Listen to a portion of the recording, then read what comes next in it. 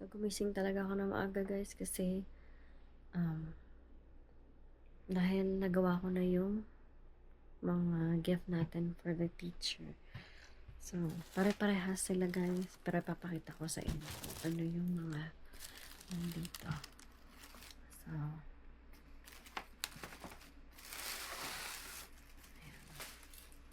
So, meron tayong Japanese cherry blossom from Victoria's Secret. From Bath and Body. Yan. So, ang pinili kong is yung ibigay sa kanila is yung pang personal nila. Kasi last year, nagbigay ako sa mga teacher is for part ng class and part ng school yung ginawa ko. So, this time, naisip ko na ano na lang, para sa kanila na lang. Personal, nila. So, I hope na magustuhan nila. And then, ito, cherry blossom na lotion. Tapos, merong tali ng buhok. And ito naman is para sa lip balm. And then, hand sanitizer. And meron silang ito, goldfish na so, everybody loves this. So, ayun lang guys.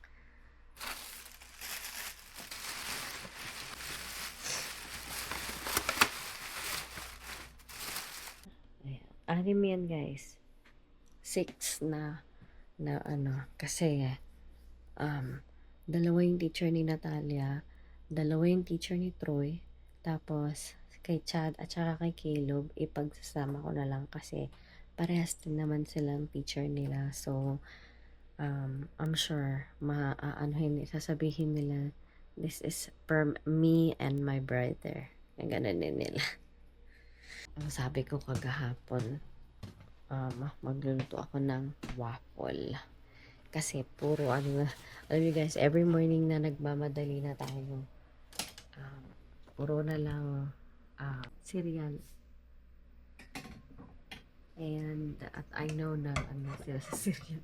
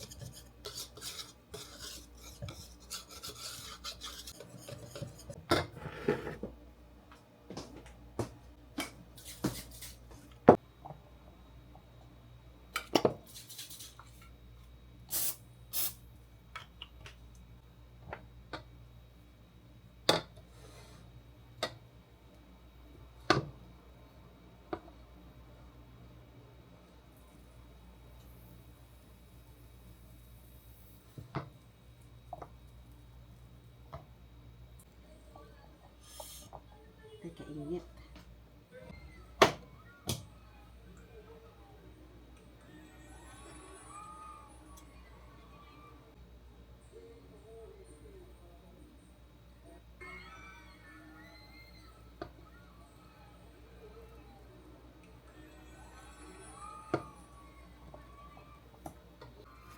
Ang aga pa pala guys para gumawa ako ng breakfast. Wala pang 5:30, OMG. Pero okay lang yan para mas maaga na meron tayong breakfast. Teka lang pa.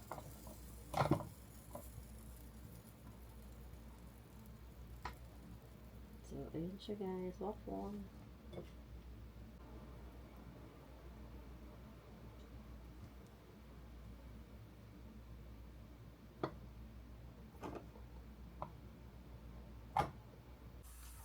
So, ito yung ating lunch. Guys, last day making lunch. What's this? I want to see your key. It's right here. Ooh. Alright, let's go sit up. Give me lunchbox, girl. Alright, let's go to school. Last day of school Last for day. 2026. Yeah, last day of school. OMG. Kuya's not going to school. Come to my He is riding with. award today. Yes, awards day today for Troy and Kuya Caleb. So, yeah. Last day. Happy mommy. Woohoo! Yan. So, let's go to school. I'm sorry, okay? Wait, who's this for? I told you, you're only getting one. Wait. Mom? Give that to Sophie. Whose is this?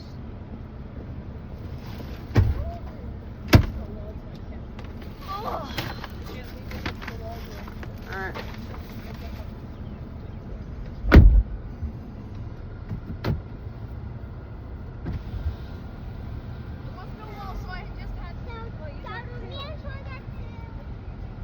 Guys, we got breakfast. We got McDonald's and Kuya is back there. Kuya. Chad. Eating breakfast. So we're eating breakfast, guys. While waiting.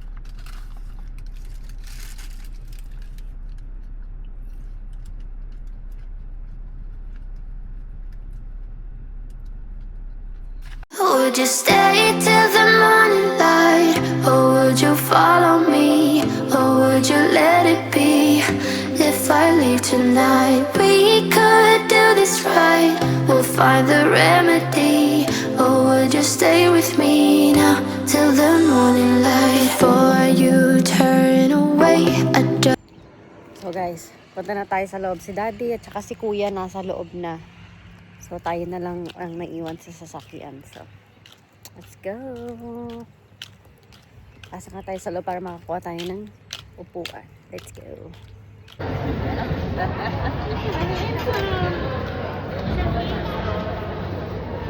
Just helping me out so much, and they've just been a big help throughout the year. So I really appreciate this class, and I appreciate you for raising such good kids.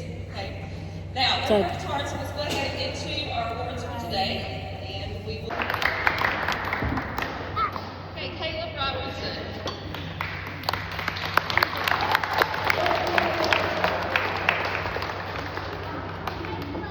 All right, Caleb will have perfect attendance in the first semester certificate and a faithful second semester certificate. He had a great attitude all year long. He had AB honor roll in the first quarter. He has AB in science, AB in reading. He had a high-rated technical growth in both math and reading. He also participated in office announcements. He was the student of the month of March. And Caleb is going to have the superlative of an incredible storyteller because he was always telling me a story about something going on in class or outside of class. So he's an incredible storyteller. He will receive a certificate for agricultural poster certificate. He will receive an award in music for all county choir. He has the highest GPA in social studies, so he is going to receive a medal for that. And he also has the highest art GPA, so he'll receive a certificate for that. Congratulations. Riley Staples.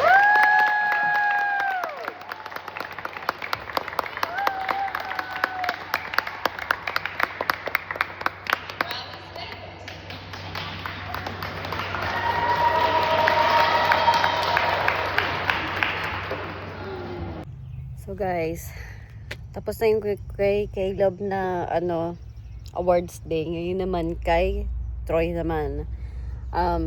Kanina pa kami dito sa school, naghihintay kasi para hindi na kami ano ba. So, ayan. Lahat sila nandoon na sa loob, naghahanap na, nakaano ng, ito nga ako, nakaano ng, ano ba to? Ng upuan. So, ngayon, ako lang na naman ang naiiwan dito. So, let's go. Maglakad na naman tayo. Ang init.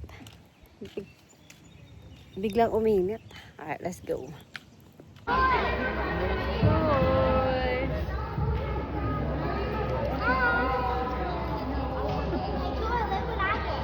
Uy!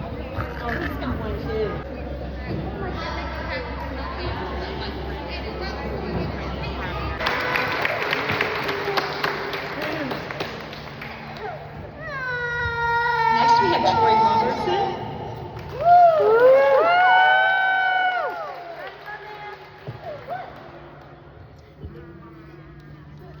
Troy receives both the attendance award for both first and second semester, the attitude for all school year, as well as the effort award.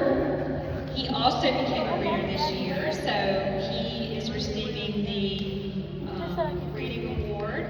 And I have to say, I said I had two students who finished that shelf. Troy was the other one. However, Troy finished that shelf twice.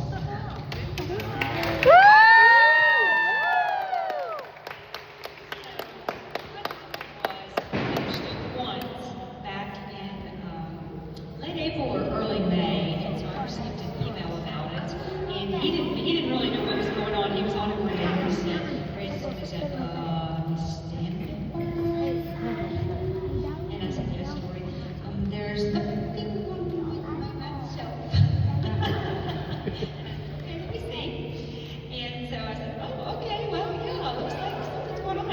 So we figured out he had finished it. Well, the program will assign the students more tasks based on their ability. What they need is prescriptive. So it gave him some things to work on that was good for him, for his level, what he needed to do. And so he went back in and he worked on those things. Well, lo and behold, June 3rd, we're working on math shelf. Is that occurred? I said, yes, Troy. Again, he turns around the iPad. There's something wrong with my math shelf.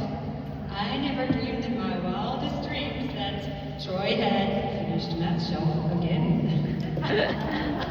Yeah. So, congratulations, Troy. I'm so proud of you.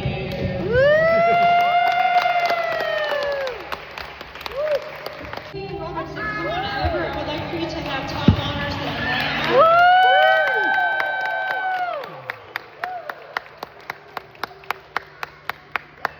had the highest grade score in math, and he also finished the math shelf twice. So Troy, how does it feel to be a kindergarten graduate? Good. Are you ready for first grade? Yes. Yeah, Troy Okay. is ready. I'm heading to first grade. Yeah. So guys, tapos na ang graduation, ang awards day pala. So kanina pa kami sa bahay. And wala tayong regalo para sa dalawang to. Where are you guys So, where's... Oh, we forgot about that. Where are you guys going? And kukunin ko yung aking bibigyan na lang natin sila ng pera para meron silang pera. Ano lang naman, $20 lang naman yung ibibigay natin. Oh my gosh. Ang init. So guys, meron din kaming pupuntahan ni Daddy. Manonood kami ng movie. Para kami naman, turn naman namin ni Daddy. Dahil ngayon ang last day ng school. Well, technically Monday, pero sinabi ng teacher, hindi naman na daw nila kailangan pumasok ng school. So, hindi na sila papasok. So, ngayon ang kanilang last day of school. So, And yeah. So, yeah. So, ito na yung pera nila, guys. So, tag $20 lang sila. Kasi may regalo kami kay Kuya Chad tsaka kay Natalia. Pero sa kanila wala. So, kahit ito lang para meron silang pera. So, bago kami pumunta sa aming movie. Manood kami ng movie. So, let's go.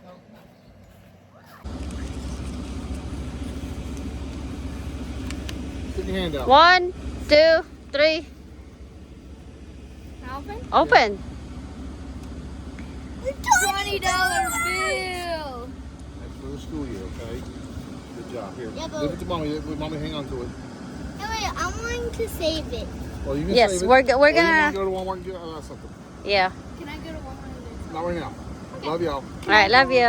No, we got- So it's mommy and daddy's time. So we need this me and daddy time today. Huh? Yes. Much needed. Much needed time. So guys, we got the theater for ourselves. Wala pang tao, kami lang. O, diba? Oh. Ha! Look at that.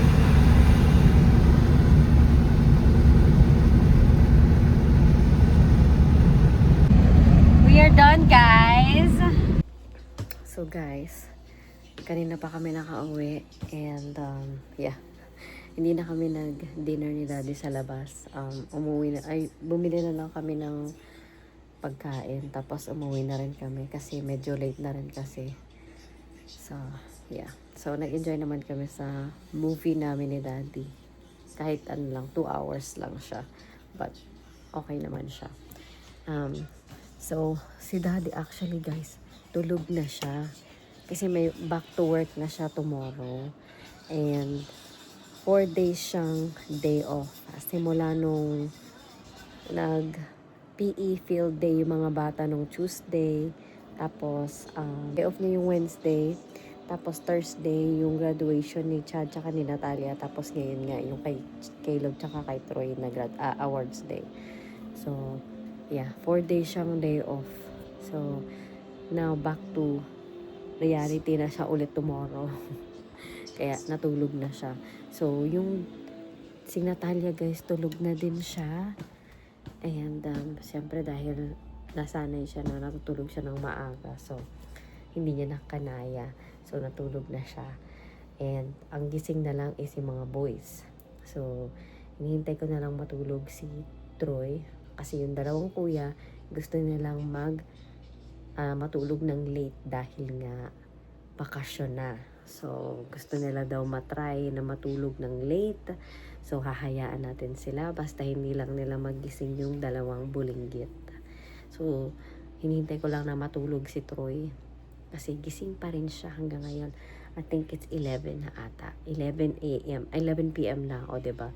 Nakita ko sa inyo yung mga gustong magpuyat. Gising pa.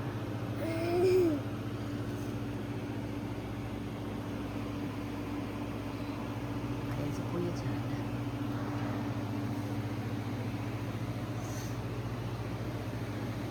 Hello. Hello. What? Gising na. Say hi. Hi. And of course, ate girl. Sana ka ng galit. Ayan. Si ate girl.